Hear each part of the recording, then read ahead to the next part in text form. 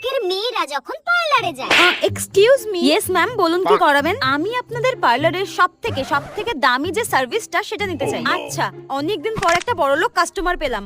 যেমন ধরুন pedicure, manicure, ফেনিকিওর, ফেশিয়াল, স্পা, ট্যান রিমুভ, এরকম সবকিছু থাকবে। হ্যাঁ, ফেনিকিওর? ম্যাম, ফেনিকিওর বলে তো কিছু হয় না। হোয়াট? ফেনিকিওর হয় না?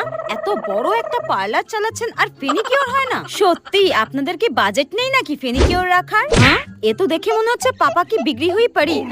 যত সব। ঠিক আছে, আমাদের এখানে সবকিছুই অ্যাভেলেবেল আছে, আপনার যেটা ইচ্ছা সেটাই করুন। ঠিক আছে, আপনাদের যা যা সার্ভিস আছে সব আমাকে দিন, সব। আমার প্রচুর বাজেট আছে।